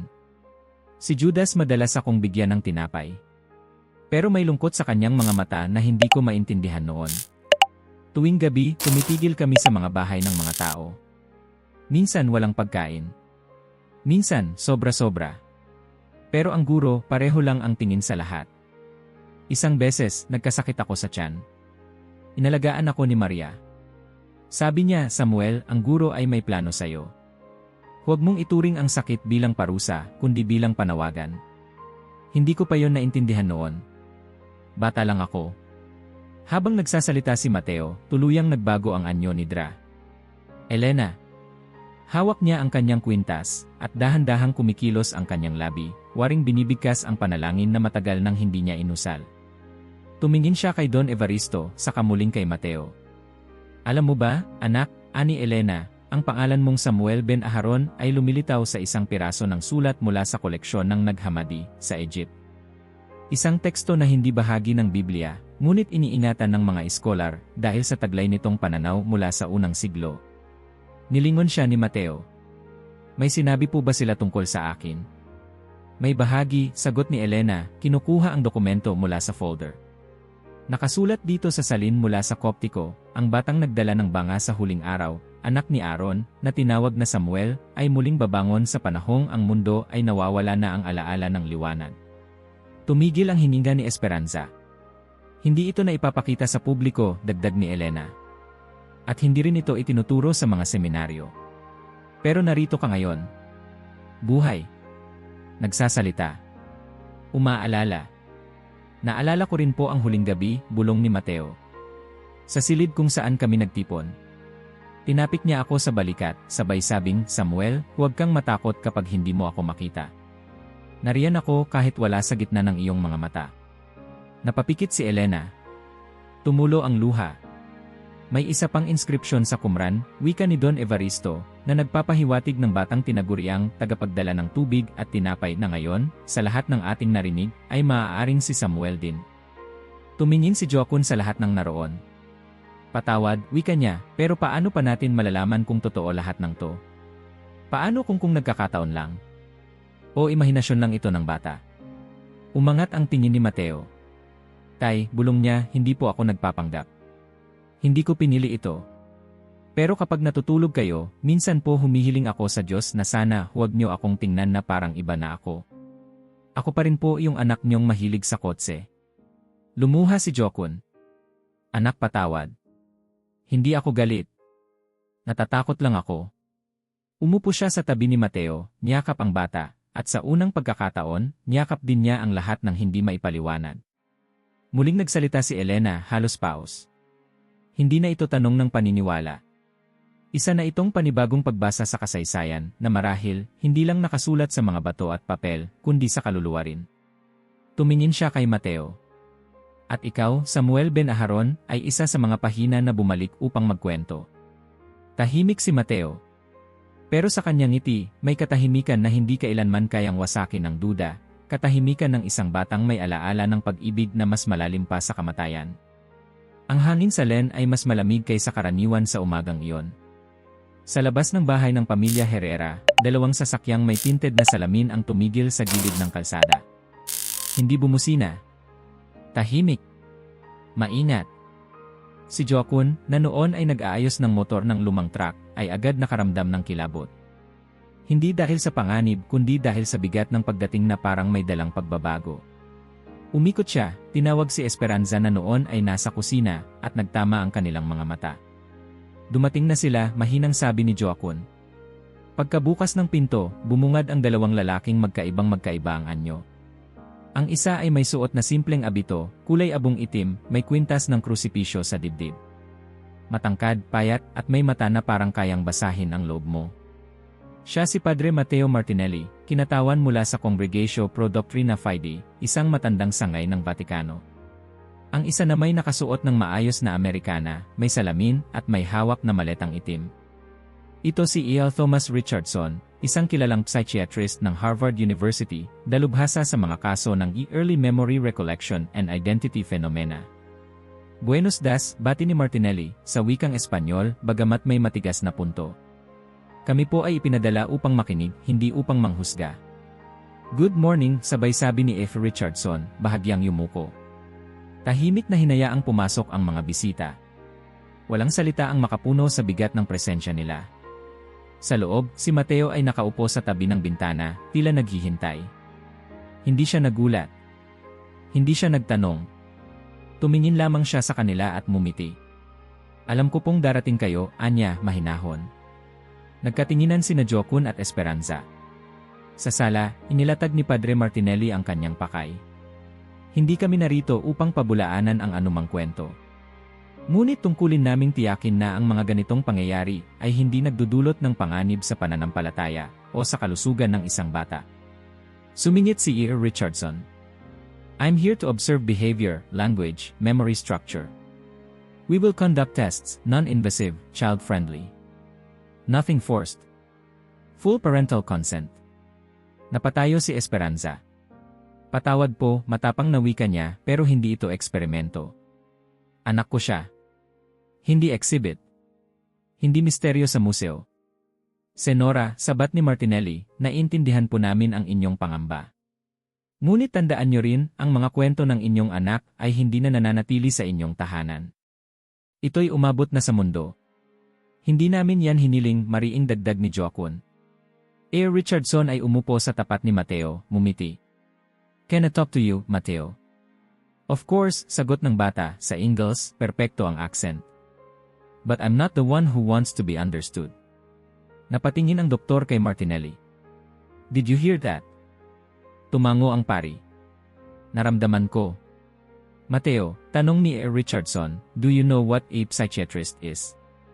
You're a doctor for invisible things, sagot ng bata.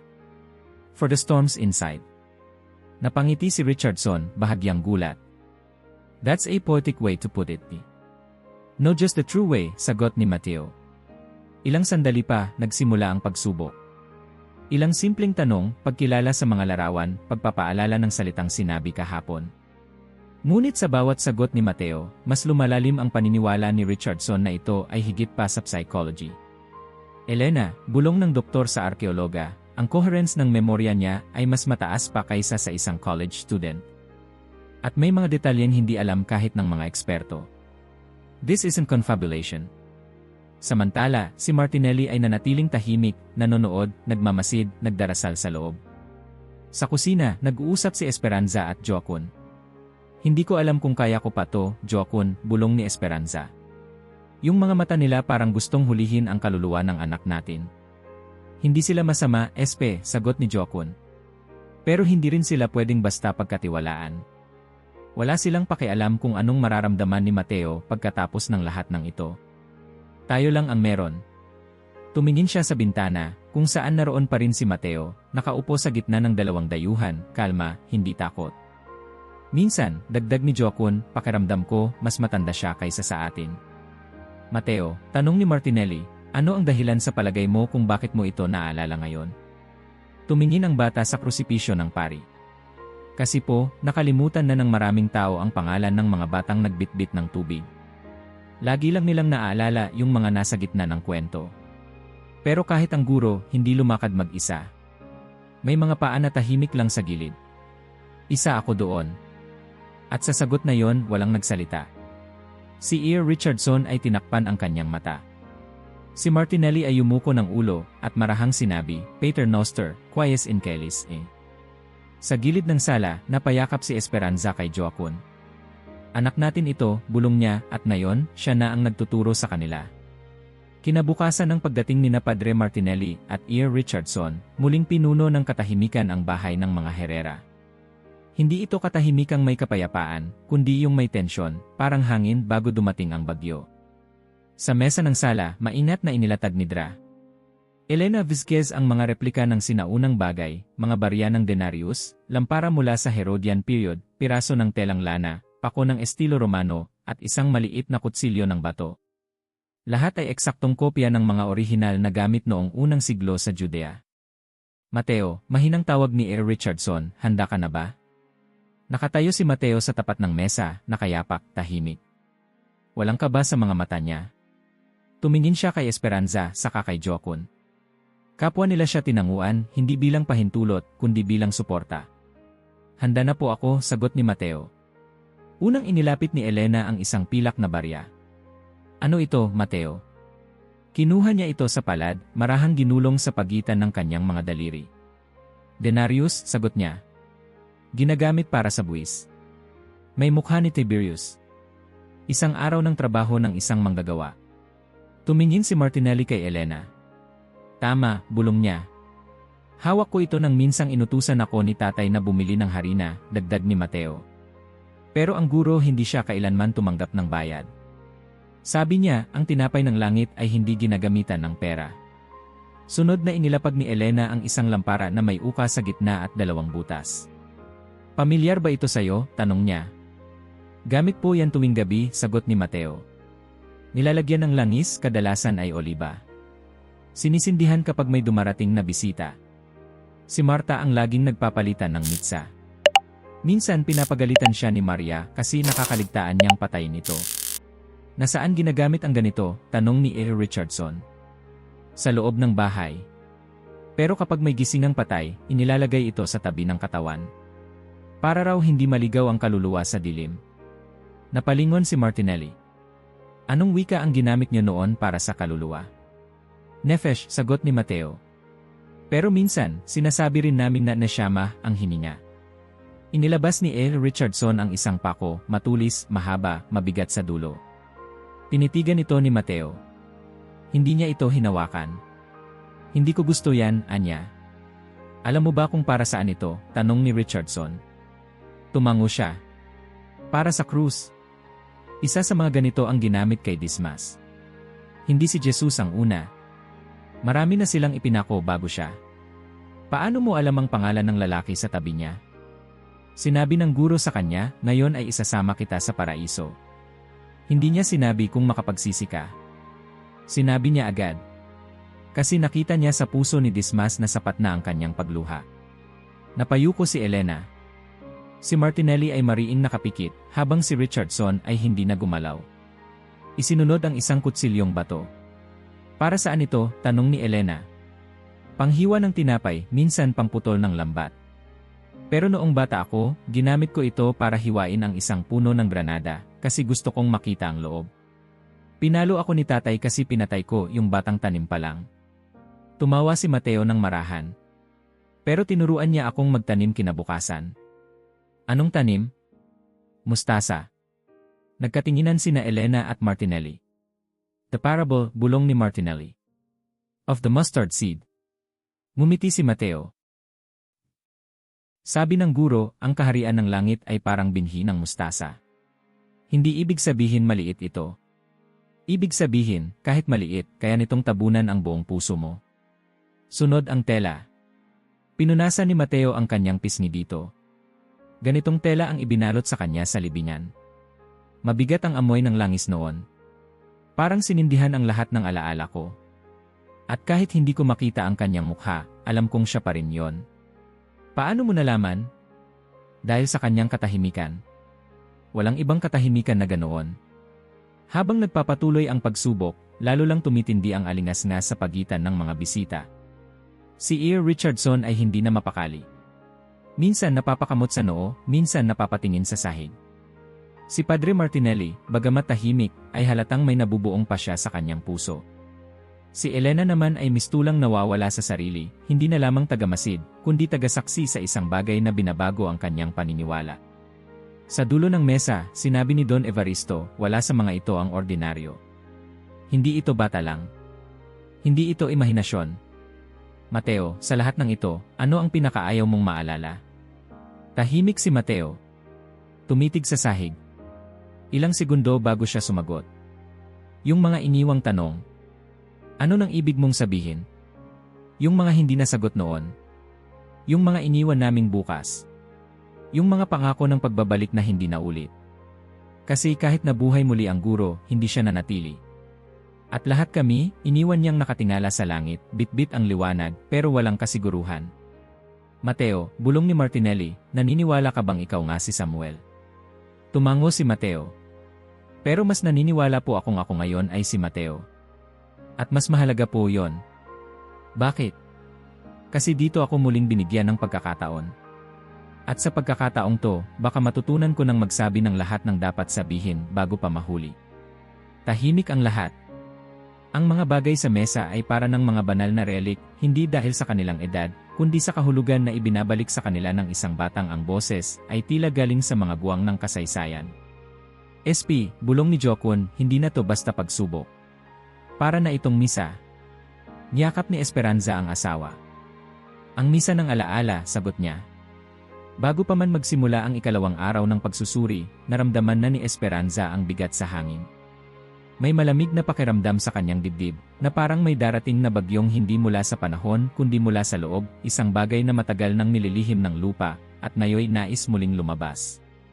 Sa sala, maingat na muling inilatag ni A. Richardson at Dra. Elena ang hanay ng mga replika para sa karagdagang pagsusuri. Ngunit bago pa man mailapag ang lahat, isang bagay lamang ang hinugot ni Padre Martinelli mula sa kanyang itim na kahon, isang pako, replika ng ginamit sa mga krus noong panahon ng Roma. Mabigat ito, halos 6 na pulgada ang haba, makintab, may kapansin-pansing kalawang sa dulo upang ipakita ang edad. Mateo, anya, dahan-dahan ang tono, nais naming malaman kung ano ang nararamdaman mo kapag tiningnan mo ito. Si Mateo, na noon ay nakaupo sa kanyang bangkito sa gilid ng mesa, ay agad na natigilan. Hindi siya gumalaw. Hindi siya tumingin. Nanatili siyang nakayuko, tila ang anino ng pako ay biglang naging haligi ng takot sa kanyang paligid. Mahal, tawag ni Esperanza, lumapit agad, okay ka lang ba? Ngunit wala siyang sagot. Kumapit si Mateo sa gilid ng bangkito, at nagsimulang manginig ang kanyang mga kamay. Ang kanyang mga mata ay nanlaki, hindi sa galit, hindi sa tanong, kundi sa isang alaala na sumisipa pabalik sa kanyang kaluluwa na parang alon ng dugo mula sa isang sugatang lupa. Ayoko po, paos niyang inuusal. Mateo, bulong ni A. Richardson, hindi mo kailangang hawakan. Maaari mong sabihin kung ano ang naalala mo. Biglang tumulo ang luha ni Mateo. Nangyari na po ito, bulong niya. Nangyari na. Tumingin siya sa pako, isang tingin punong-puno ng paghati, ng puot, ng pagsuko. At sa saglit na yon, ang kanyang tinig ay nagbago. Hindi na ito boses ng bata. Ito'y naging boses ng isang nilalang na sumigaw ng panahon, ng kabiguan, ng walang hanggang kirot. Naalala ko na po ang araw na yon. Mainit. Nakakabulag ang liwanag. At amoy dugo ang hangin. Sumasayad ang alikabok sa mga paa ko. Nagtago ako sa likod ng isang palumpong habang pinapasan niya ang krus. Nabali ang balikat niya.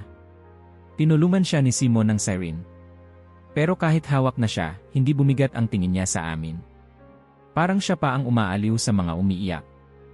Nagsimula nang manginig si Mateo at napaluhod sa sahig.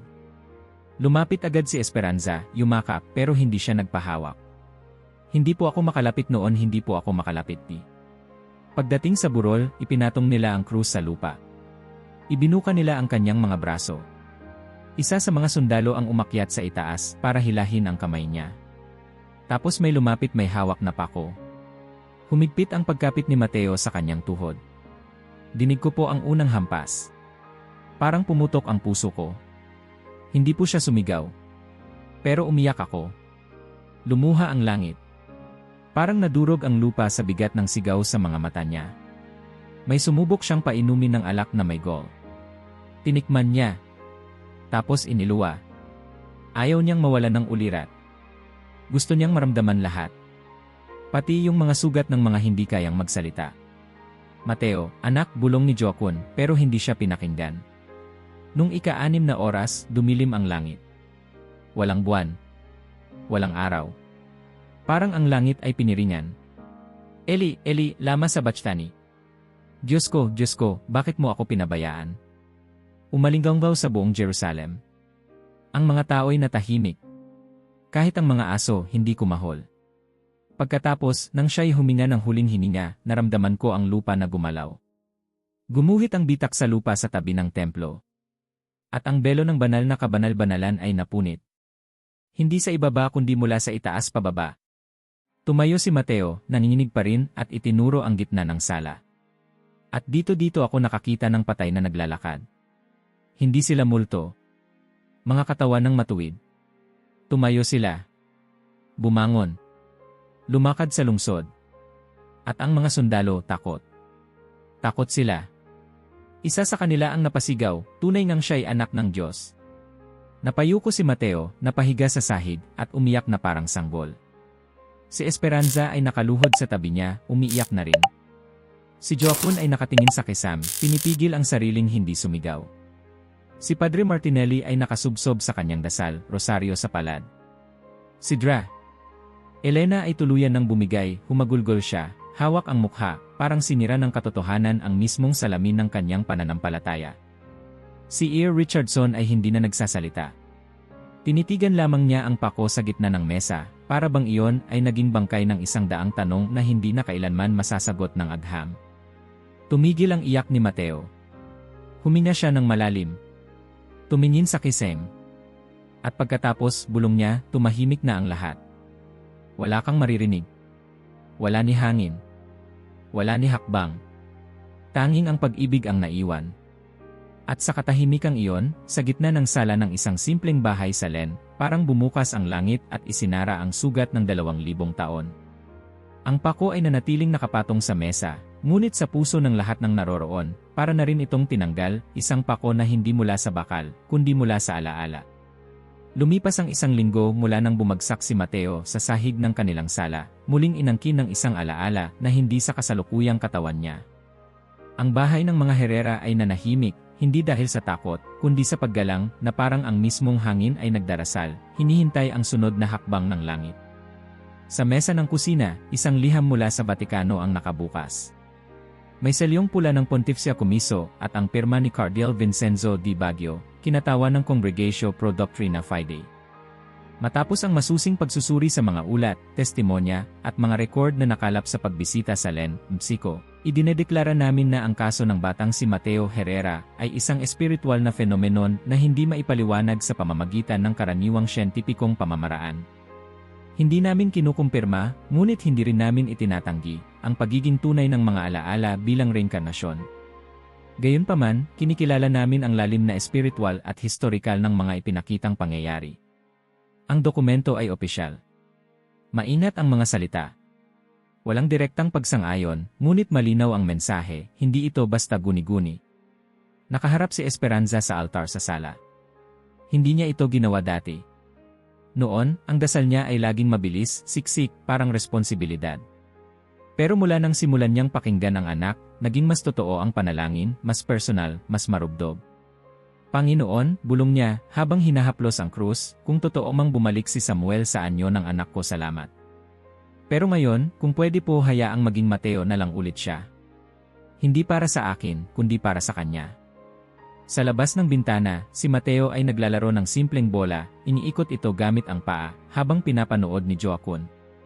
May bago sa mga mata ng ama, wala na ang pag-aalinlangan, wala na ang distansya. Naroon pa rin ang pag-iingat, pero ngayon, may halo na itong paggalang. Mateo, sigaw niya. Lumingon ang bata. Tay, gusto mo ng sorbetes mamaya? Ngumiti si Mateo. Opo. Ngumiti rin si Joaquin, maluwag, para ngayon lang niya muling nalanghap ang sariwang hangin.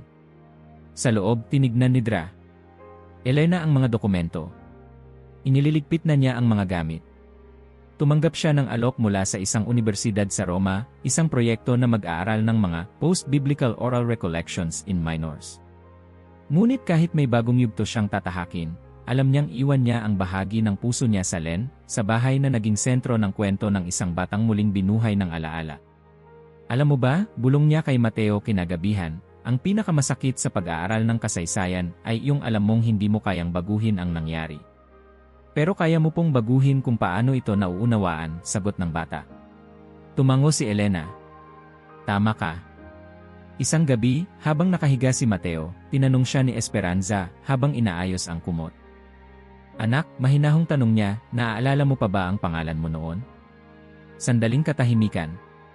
Kumulot ang noo ni Mateo, parang pilit sumisid sa loob ng isip. Samuel, tanong ni Esperanza. Ngumiti si Mateo, payapa. Parang narinig ko na yon. Pero hindi ko na alam kung bakit. Napaluha si Esperanza. Tumango siya. Hinaplos ang buhok ng anak. Okay lang yon, anak. Okay lang makalimot. Sa sumunod na araw, sa bahay ng pamilya Herrera, bumalik na sa normal ang lahat o kung anumang anyo ng normal ang naiwan. Si Mateo ay muling bumalik sa paaralan. Donna Soledad, bagamat nanatiling mahigpit, ay hindi na bumangga. Si Joaquin ay bumalik sa pagkukumpuni ng sasakyan. Si Esperanza ay muling nagtanim ng mustasa sa likod ng bahay. Ang maleta ni Don Evaristo ay naimpeke na. Sa pag-alis niya, yumuko siya kay Mateo. Salamat, Samuel, bulong niya. Ngunit mumiti lamang si Mateo at nagsabi, ako po si Mateo. Mumiti rin si Don Evaristo. Mas mabuti nga siguro. At sa huling gabi ng linggong iyon, habang tahimik ang buong baryo, bumangon si Mateo, lumabas sa balkonahe at tumingala sa langit. Wala nang bigat sa kanyang puso. Wala nang alon ng mga lumang tinig. Tanging ang malamig na simoy at ang katahimikan ng gabi. Salamat po, bulong niya sa mga bituin. Kung sino man kayo, kung nasaan man kayo, salamat sa tiwala. Pero hayaan niyo na po akong maging bata uli. At sa pagitan ng hangin at langit, dumaan ang isang banayad na pagyanig, hindi ng lupa, kundi ng katahimikan. Parang isang paalam na hindi kailangan ng salita. Sa kalsadang lupa sa gilid ng bahay ng mga Herrera, isang bata ang tumatakbo habang itinutulak ang kanyang bisikleta. Kulay asul, may mga sticker ng bituin sa frame at bagong lagay ang preno sa harap. Si Mateo, suot ang simpleng short at shirt na may guhit ng leon, ay nakakunot noo habang tinutulak ito pataas ng banayad na burol. Hindi pwedeng di ko ito matutunan, bulong niya sa sarili. Kaya nila, kaya ko rin. Mula sa veranda, pinapanood siya ni Joaquin habang sumisimsim ng kape. Ngayon, sa mata ng ama, si Mateo ay simpleng bata, hindi mensahero, hindi testigo, hindi misteryo. Anak lang. Pero isang anak na hindi na kailanman magiging ordinaryo, bagamat natuto ng mamuhay sa simpleng daan. Gamitin mo iyong paa sa kaliwa kapag bumaluktot yung manibela, sigaw ni Joaquin. Opo, sigaw pabalik ni Mateo, habang muling tinulak ang bisikleta at sinubukang sumakay. Hindi na niya naalala kung paano nag-aalay ng langis si Maria. Hindi na niya naririnig ang sigaw mula sa Golgotha. Wala na sa alaala niya ang anyo ng lamparan ng templo. Ang naiwan na lang sa kanya ay ang ngayon, ang hangin sa mukha, habang dumudulas ang gulong sa daan, ang galak sa puso kapag hindi siya bumagsak. At sa isang iglap, ayun na, nakabalans na siya. Tuwid ang likod, mahigpit ang hawak sa manibela, at ang paay buong tapang na umiikot sa pedal. Marunong na ako, tay. Tumayo si Joaquin, pumalakpak. Mateo, marunong ka na, anak. Sa eskwela, bumalik si Mateo sa klaseng pinamumunuan pa rin ni Donna Soledad. Hindi na siya tinanong ng mga kaklase tungkol sa mga alaala. Wala nang bulungan. Wala nang pagsusuri. Sa halip, si Mateo ngayon ay kilala na bilang magaling sa drawing at marunong gumawa ng eksaktong mapa ng Jerusalem sa likod ng notebook niya. Mateo, gusto mo bang maglaro? Tanong ng kaklaseng si Julin. Sagot niya sabay hawak sa bola. Tumakbo siya. Tumawa. Nadapa. Tumayo. Tumawa ulit. Ang mga bata sa paligid niya ay hindi na naglalakad sa takot, kundi lumilipad sa sigla. Wala nang mga pari, wala nang doktor, wala nang recorder. Si Mateo ay naging Mateo at yun na ang sapat. Sa bahay, si Esperanza ay muling naghahanda ng tortillas habang nakabukas ang radyo. Wala na ang mga bisita. Wala na ang mga eksperto. Ang mesa ay may mga mansa pa rin ng tinta at alikabok ng papel, ngunit hindi na yon mahalaga. Ang bahay na adobe, kulay asul, ay muling naging tahanan, hindi ng misteryo, kundi ng muling pagkakabuo. Sa altar, nakasabit pa rin ang rosaryo, ngunit ngayon ay may dagdag na isang maliit na larawan, isang guhit ni Mateo, 3 aninong magkasama sa ilalim ng puno, may ilaw sa gitna. Walang pangalan. Walang paliwanag. Pero sa mata ni Esperanza, iyon na ang buod ng lahat, may mga bagay na hindi kailangang maunawaan para maramdaman. Si Dra. Elena ay bumalik na sa Roma, iniwan ang sulok ng kanyang journal para sa kwento ng isang batang may pangalan na hindi kailanman mabubura sa kanyang alaala. Si Don Evaristo ay nagtuloy sa Puebla, dala ang bagong paniniwala na hindi lahat ng sagrado ay dapat ilagay sa museo. Si Padre Martinelli ay sumulat ng ulat sa Vatikano, ngunit sa huling pahina ng kanyang liham ay isang linya lang. Hindi lahat ng himala ay nangyayari para patunayan ng Diyos. Minsan, ang himala ay nangyayari para lang ipaalaala na narito pa siya. Isang gabi, habang nakahiga sa kama, si Mateo ay tumingin sa kisame, sabay bulong. Bukas gusto ko namang matutong tumugtog ng gitara. Narinig siya ni Esperanza mula sa labas ng kwarto. Sige, anak, sagot niya. Bukas, pupunta tayo sa tindahan ni Tito Rol. At natulog si Mateo, walang bangungot, walang tinig, walang liwanag na bumabagsak mula sa langit. Tanging ang pagod sa tuhod dahil sa pagbibisikleta, at ang saya sa puso ng batang pinayagan ng maging bata. Wala na ang bigat. Wala na ang ingay. Pero ang mga bakas ay naroon pa rin, sa pagitan ng mga semento ng bahay, sa lukot ng notebook na may lumang mga guhit, sa ngiti ni Joaquin kapag tinatawag niyang anak, si Mateo. Hindi na sila bumalik sa dati. Pero ngayon, wala na silang gustong balikan. Ang hinaharap ay tahimik. Simple. Maliwanag. At sapat. Ang araw ay sumikat ng dahan-dahan sa bayan ng Len, sinisinagan ang lumang bahay na adobe sa kanto ng Col del Rosario. Sa loob, ang amoy ng bagong lutong pan de leche ay kumalat sa kusina, at sa sala ay may mga lobo, isang banderang papel na may sulat kamay, maligayang kaarawan, Mateo, 8 taong gulang. Mateo! Gising na, sigaw ni Esperanza habang hinahanda ang almusal. May sorpresa kami. Hindi agad sumagot ang bata. Karaniwan, sa mga nagdaang buwan, gigising siya bago pa ang araw. Pero ngayong araw, tila mas mahimbing ang kanyang tulog, parang ang kaluluwa niya ay tinapos ang isang mahaba at tahimik na paglalakbay. Maya-maya, bumukas ang pinto ng kwarto. Nakalabas si Mateo, mukhang antok pa, pero nakangiti. Anak, sabi ni Joaquin, handa na ang almusal mo. At may regalo kami sa labas.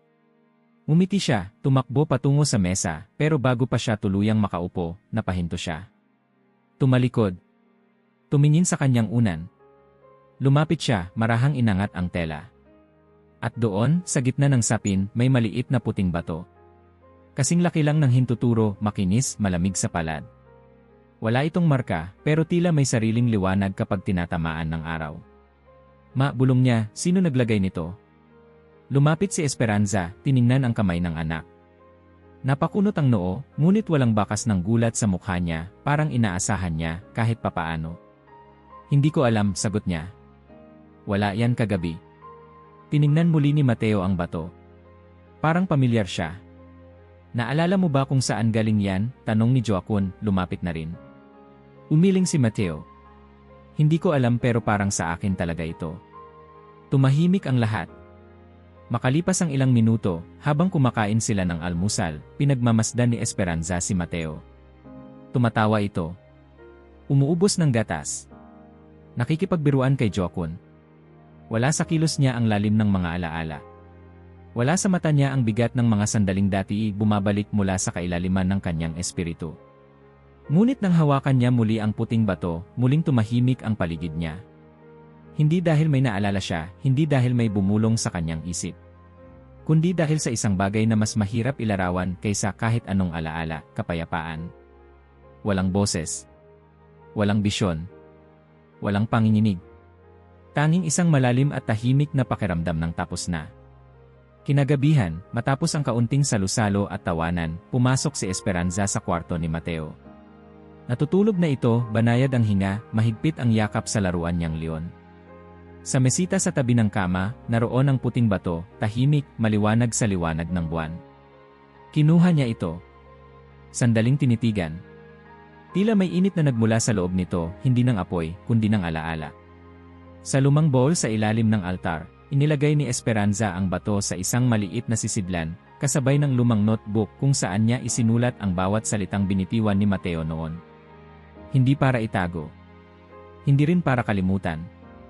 Kundi para alalahanin kung sakali mang dumating muli ang tanong. At sa tabi ng sisidlan, nagsulat siya ng isang papel, simpleng mensahe lang.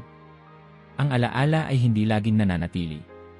Pero ang mga dapat dalhin ay dinadala ng puso kahit wala na ang larawan. Mula sa kisam, ang ilaw ay dahan-dahang pinatay ni Joaquin. Sa kanyang mga bisig ay ang asawa niyang si Esperanza, at sa kanyang isip ay ang imahe ng anak nila ngayon ay payapang natutulog, walang dalang kwento, walang misyon, kundi isang bagong taon sa buhay.